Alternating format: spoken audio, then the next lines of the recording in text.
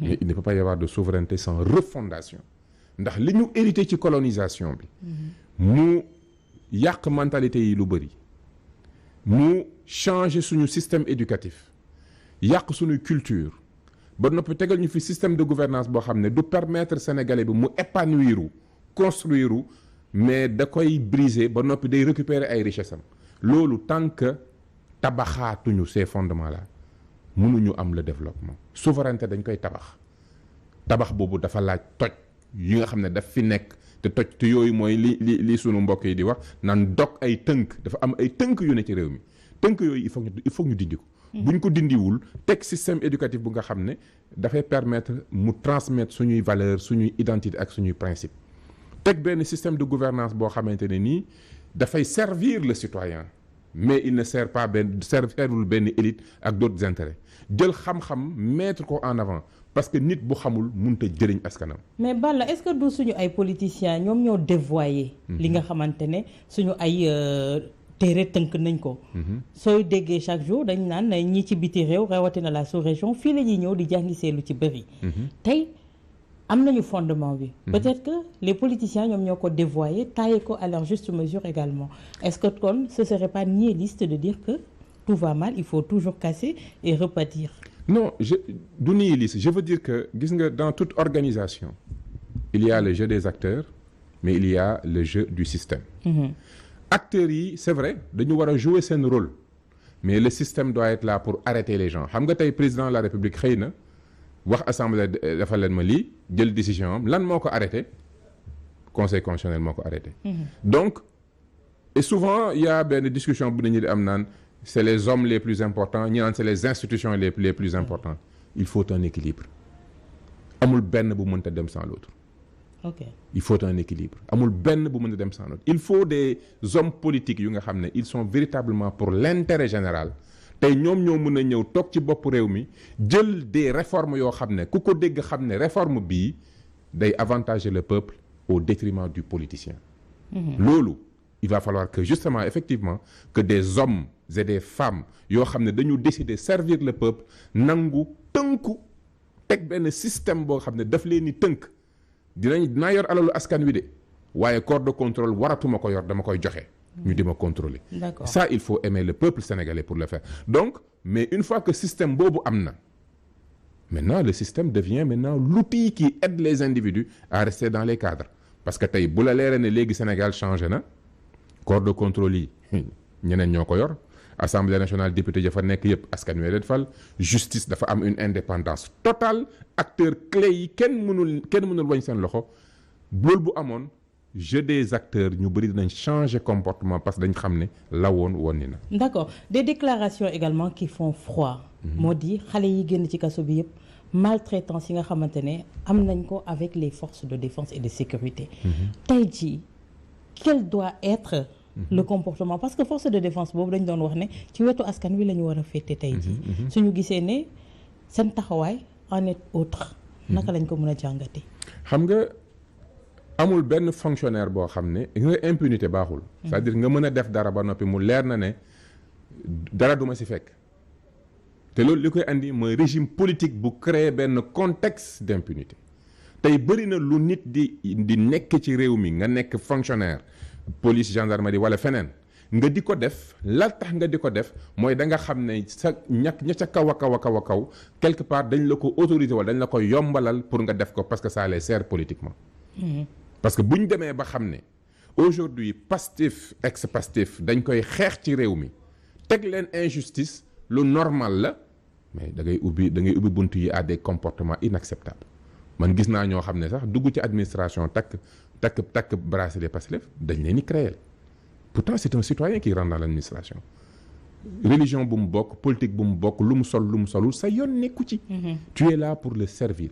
même yow policier gendarme juge koo mënti doon tu travailles pour l'État du Sénégal tu es au service du citoyen sénégalais quand citoyen bu duggee sa service citoyen boobu dafa am service boo ko war a jox même si tu dois l'arrêter da nga ko war a arrêter avec respect. ne ko lii laa lay accuser preuve yi maa ngi koy wuti am nga droit garder le silence am nga droit avocat traitement respect boobu mooy agent administratif bi nga xam ne moom xam na ne administration la fi nekkal xam na ne citoyen bii nekk sama kanam xooluma ko pour ses logiques politiques xooluma ko pour dara dama koy xool comme ki nga xam ne moo may fay tey même su ma ko waree tëj dama ko war a tëj parce que loi bee ko wax culture d'état boobu pour mu am ci administration bi il faut qu'à la tête de ce pays qu'on ait des hommes d'état yoo xam ne ils respectent la République ils incarnent les principes de la République ba noppi du ñu def xàjjeg seen mukk pour des raisons politiciennes te bu ñu gisee intérêt général dañ koy respecter. Mais le président Macky Sall avait dit la patrie avant le parti. Est-ce que tey jii la patrie boobu warul woon àgg tey ba suñu force de défense et de sécurité. Mais bëgguma jeter l'opprobre sur l'ensemble man gëm naa ne li ëpp ci ñuy dugg foofu bëgg seen réew moo leen fa dugal parce que ni nga bëggee journalisme di ko def noonu laay jàppee ne policier bi bëgg a nekk policier da ko def parce que dafa bëgg a nekk policier mais nag généralement on est toujours à l'image du commandement bu fekkente ne président de la République moo wax ne la patrie avant le parti mu ëlbatiku maintenant ne léegi les intérêts de ma famille avant même le parti avant même sax la patrie là tu vas voir yenn comportement yi nga gis yenn promotion yi aussi certaines personnes qu'on a mis à la tête de ces organisations yu andi beneen culture bu utee ak culture républicaine culture bu nga xam ne xooluñu kii ban parti la bokk li ñuy xool mooy c'est un citoyen bu nga xam ne loi moo ñu wax ñu jëflante ak ñoom lii donc tant que on mettra à la tête de ce pays des politiciens de métier ils vont toujours se comporter comme des politiciens de métier et non pas comme les hommes d'État qu'ils doivent être. Maintenant, et c'est pour ça que j'ai beaucoup apprécié quand le Conseil constitutionnel a donné sa décision, que le président ait décidé de le respecter. Et man, j'avais fait un appel parce que bi muy génn maa ngi woon ci plateau, j'ai dit je demande au président de la République de respecter cette décision. Dinañu génne au moins ci gàcce ak guute kii dina ko gàttal. Donc il n'est jamais trop tard pour bien faire. Il a décidé de libérer les prisonniers politiques dañ koy encourager ci loolu. Il a décidé de respecter les conseils constitutionnels dañ koy encourager ci loolu. ñu demander ko de manière comme le père de famille qu'il est censé être mu organiser wu pour que ensemble nation bi yëpp entendre ci li nga xam ne moo ko fi dese ñu mën a génne ci parenthèse bi nga xam ne ci lañ nekk. dinañ ñëw si loolu vu les déclarations des élargis. tey jii est-ce que votre parti compte rester en justice tey jii pour dire pour que ça ne soit pas resté impune. Non, mais parce que gis nañu depuis 2021 il y a eu des morts d'hommes il y a eu des tortures et autres yoo xamante ne ba léegi amul benn finalité. Absolument d'un point de vue politique xam nga mënoo yow nga ne da nga bëgg a mate benn formation politique nga autorisé wala nga bàyyi ñu leen di traité nenn ni ba noppi après nga ñëw di enquête policier yooyu duñu gars yi dañ naan waa mais finalement on comprend pas donc moo tax cette culture li ñu gis nii ci contexte bi heureusement que maintenant tey pour la première fois ñu autorisé marche dëkk bi dafa mel ni c'était lu extraordinaire et pourtant on est en démocratie donc le point important mooy ñi nga xam ne tey dañu souffrir dañ leen teg lu ñu warul teg il est important que le citoyen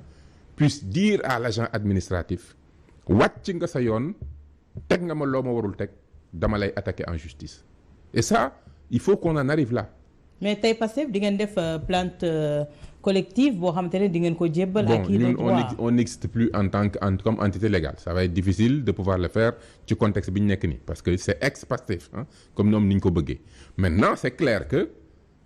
pour contourner problème boobu nga xam ne on dañu ko imposer de manière injuste il est à encourager pour que bépp citoyen bu nga xam ne xam nga ne man dañ ma arrêter de manière injuste diwa ko def mais nga rester en justice parce que l'impunité waruñ ko encourager. Il faut que ëllëg sénégalais yëpp xam ne 12 ans yi nga xam ne dañu créer benn contexte où tu as des deniers publics mais tu n'es pas contrôlé. On te donne des missions de maintien de l'ordre mais tu n'es pas contrôlé. Dans les pays développés et organisés donc développés, il y a ce qu'on appelle la police des polices. police buy enquêter sur les policiers képp koo xam ne da nga jàpp ne police bii commissariat bii wala gendarmerie bii dañ maa def lu ñu warul def da ngay dem foofu porter plainte ñu enquête ci agent yooyu. agent bu ñëw taxaw sa kanam am nga droit laaj ko sa numéro de matricule noo tudd nan mooy sa numéro de matricule pour que booy def plainte nga def plainte ak numéro de matricule bi. il faut qu'on aille vers ça. Mais déjà il faut que ñu mën a tirer la vérité sur ce qui s'est passé. Maintenant encore une fois c'est des déclarations. Il faut que ça aille plus loin de manière beaucoup plus structurée. Avec des preuves. Avec des preuves, avec benn processus parce que li ñuy accuser mënuñ ëlbatiku di ko accuser ñeneen. Maintenant moi je tiens à ce que au moins qu'il y ait une vérité sur ce qui s'est passé. Maintenant s'il doit y avoir réconciliation, s'il doit y avoir pardon, s'il doit y avoir réparation ñu dem ci mais la vérité moom kenn mënu ko escamoter. Il faut que la vérité soit établie sur ce qui s'est passé. Tey le président qui lâche du lest ñu bëri jàpp nañ ne il y a un compromis entre votre leader et le chef de l'État. Khalifa Sall même taxaw ne il y a anguille sous roche ci ni détenu yi di génne tey ji. Qu'en est-il réellement? xanaa Khalifa Sall moom anguille la parce que moom li muy wax li muy reproché moom defoon na ko ba noppi donc peut-être que c'est lui l'anguille sous roche. Mais ce que je veux dire et je le dis de manière claire ñun duñu ay dealers ñun duñu deal et quand je dis deal mooy ñun duñu wax ak le régime ci suuf ba noppi wax suñuy intérêt bopp parce que loolooy deal ci politique ñun on ne fait pas ça ñun dañu am culture dialogue quand l'intérêt général taxaw na bi coronavirus amee boobu fekkoon na quand même Macky Sall ak Ousmane Sonko nekk dans des tensions extrêmes. Mais bi coronavirus ñëwee ñu xam ne l'intérêt de la nation moo taxaw ñun les cadres dañu liggéey jox ko Ousmane mu sol dàllam dem ba ca palais jébbal ko Macky Sall toog waxtaan ak moom donc bu kenn wax ne ñun bu intérêt sénégalais yi taxawee duñu dem waxtaan ak ñi ñu war a waxtaanal ça c'est un. Deuxièmement 2024 quand le président a dit ku bëgg a bokk na ñëw dialogue ñun xamoon nañ li ñu doon waajal on savait très bien avec tous les procès yi newoon ci kaw Ousmane xamoon nañ ni l'objectif c'était d'exclure Ousmane donc suñ bëggoon bokk rek bu doon bokk dong moo ñu intéressé pour reprendre quelqu'un mais kon dañuy dem dialogue ji mais ñun dañ ko ne génneel ñu terme de référence yi parce que boobu ñun li ñu doon xaar mooy bu terme de référence yi génnee buñ ci gisee troisième mandat ñu ne ko duñ discuter ak yow parce que ñun bëgguñu woon dem dialoguer mu génn def déclaration sur troisième mandat ñu ne Pastef moo ko validé parce que Pastef demoon na ñun loolu lañ doon bañ donc pour l'intérêt du peuple sénégalais mooy le respect de la constitution ñun dañu préférer bañ a dem débat te xamoon nañ ne bu ñu demoon dialogue bokk Ousmane Sonko day mën a nekk ci élection yi. Deuxième exemple la ngi noonu que ñun même bu suñ intérêt soi-disant politicien taxawee intérêt général la ñuy privilégier et je le dis et je le répète li dal Macky Sall li tax muy def lii muy def nii c'est pas compliqué Macky Sall